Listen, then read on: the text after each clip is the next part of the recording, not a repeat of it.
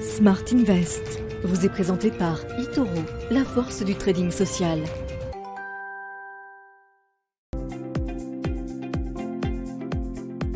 Bonjour, je m'appelle Antoine Fraissoulier et je vais vous expliquer comment décrypter les comptes d'une entreprise.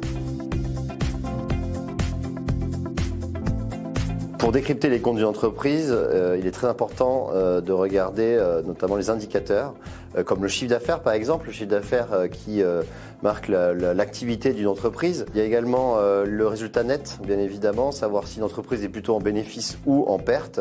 Les marges aussi, c'est très important à surveiller. Et puis également, c'est le taux d'endettement. C'est vrai qu'aujourd'hui, dans une période de remontée de taux d'intérêt, et donc l'endettement d'une entreprise est vraiment à scruter attentivement.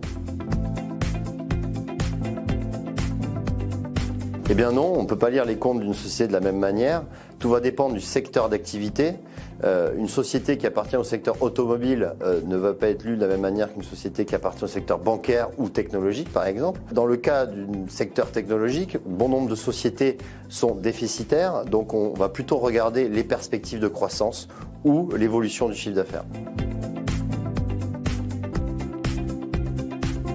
Lors des publications de résultats d'entreprise, il est toujours très important de comparer ce résultat avec ce qui est attendu par la communauté financière, c'est-à-dire les analystes et les économistes, pour savoir si ce chiffre est au-dessus ou au-dessous des attentes. Ensuite, il ne faut jamais investir avant la publication, puisqu'on ne sait jamais ce qui va arriver comme publication, donc ça peut être très bon ou très mauvais, mais c'est un peu du pile ou face. Et puis troisième chose, si vous avez une exposition importante sur une action, eh bien peut-être alléger cette position avant la publication des résultats.